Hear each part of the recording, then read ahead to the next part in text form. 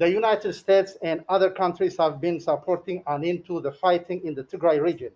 And at the first step, as you know, to end the fighting, the government of Ethiopia declared a unilateral ceasefire and pulled out the troops from the Tigray region. But TPLF, the Tigray Liberation Front, rejected the ceasefire, calling it a sick joke.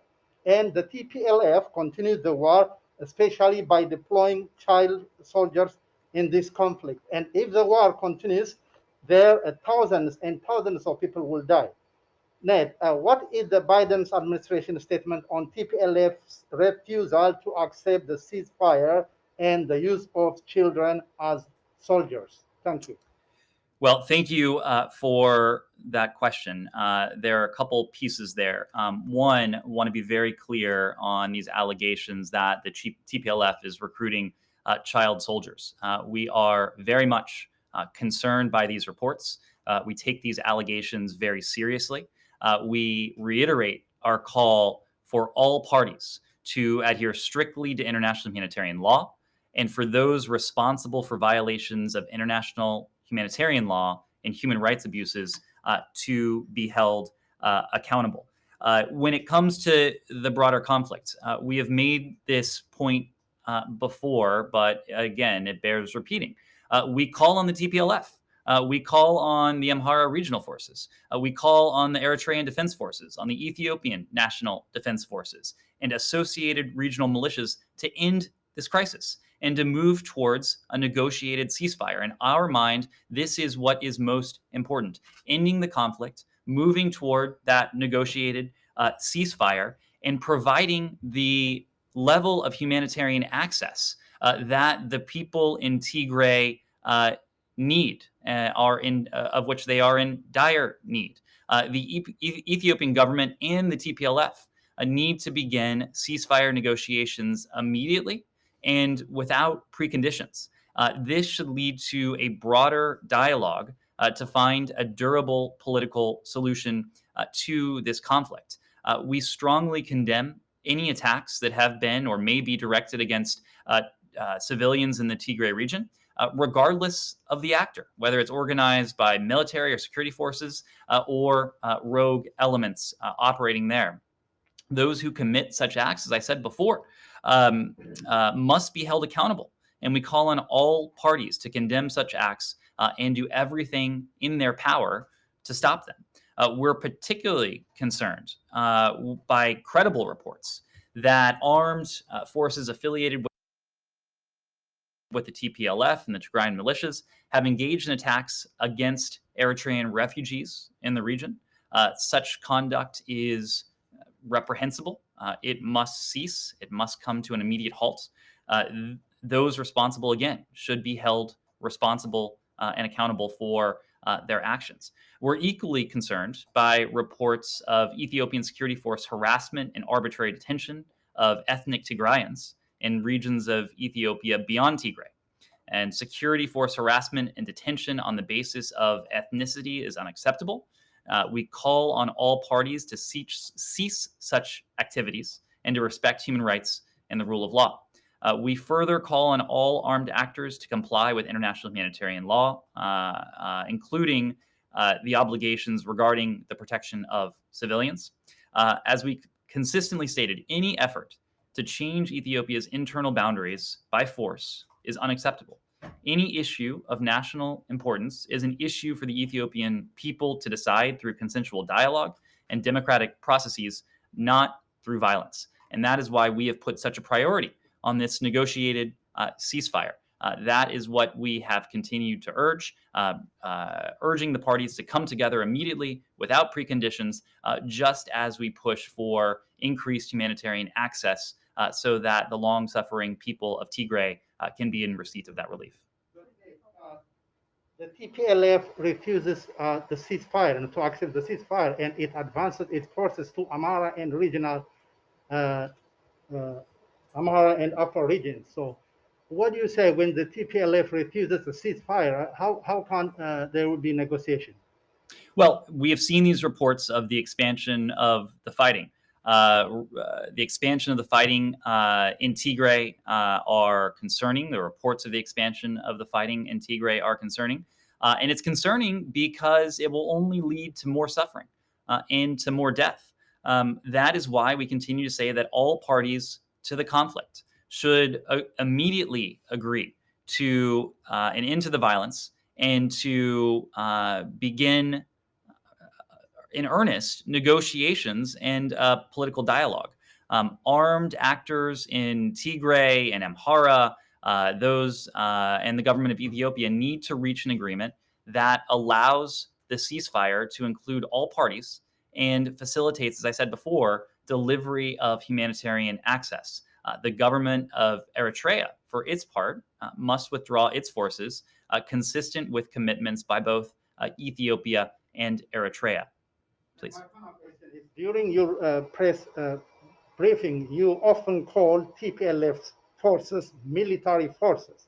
As you know, TPLF is an opposition and armed resistance to the established Ethiopian government, whether you like it or not, which makes, if the TPLF is against the government, then it makes it rebel force. Even though my English is second language, military is a name given to the armed forces of a country.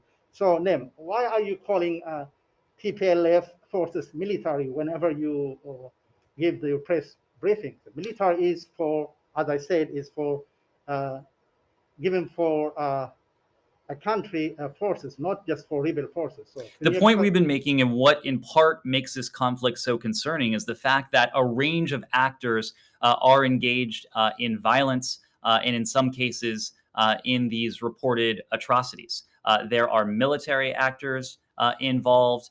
There are irregular forces involved. There are militias involved. There are rogue actors involved. What we have been pushing for is for the Ethiopian government and the TPLF to begin these ceasefire negotiations immediately and without preconditions, just as we call for all armed actors in this conflict. And unfortunately, there are many to cease the violence, to cease the killing, and to respect the international legal obligations to which they're subject. We're going to have follow up on Ethiopia.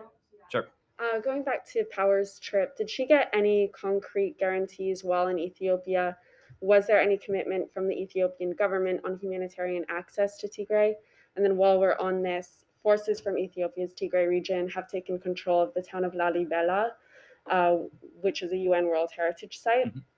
Do you have any reaction to this? And do you have any comment on the responsibility, if any, of forces to protect the World Heritage Site?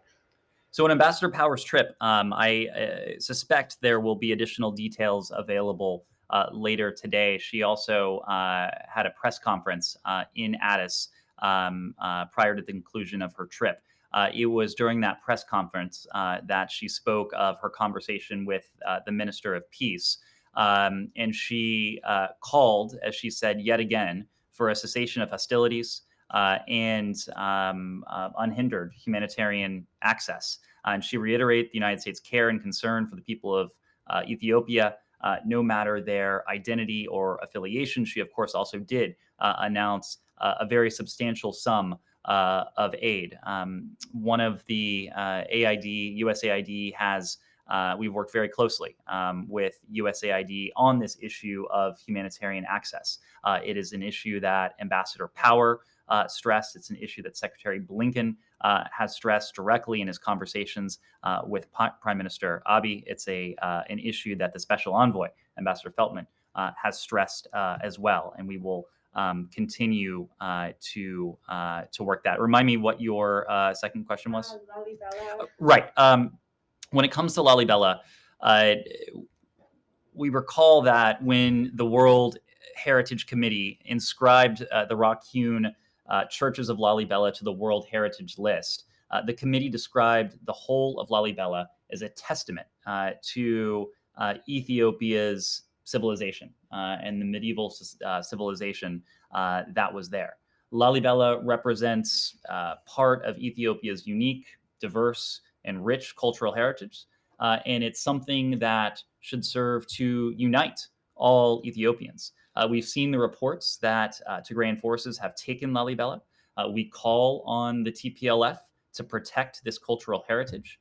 We also call on all parties to the conflict to end the violence, as I said before, to initiate talks to achieve a negotiated ceasefire, and for the TPLF to withdraw its associated military forces immediately from the Amhara and Afar regions. At the same time, we renew our calls for the Amhara regional government to withdraw immediately its associated military forces from Western Tigray, and for the Eritrean government to withdraw its military forces permanently from Ethiopia. All parties, as we've said, should accelerate unhindered delivery of humanitarian assistance to those affected by the conflict, and the commercial blockade of Tigray must come to an end. Yes, Connor. Minister of Power met the Minister of Peace, but she did not meet Prime Minister Abiy or other senior Ethiopian officials. Do you believe that she was snubbed in not having these meetings? And do you think, to Daphne's question, that your point about humanitarian access is being heard within the Ethiopian government?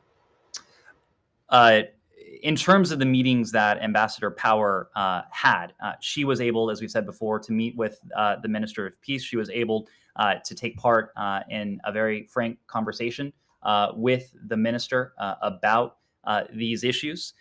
We seek to engage, and we have engaged, Ethiopia's leadership at various levels. The Minister of Peace in the past, Secretary Blinken, Ambassador Feltman, have had conversations with Prime Minister Abe. We have been very clear with the Prime Minister about the need for this humanitarian access, about the need for this for ceasefire talks to start, and for a negotiated ceasefire to be on the table as an immediate priority. Yes. I wanted to ask you about India and UN Security Council. India is the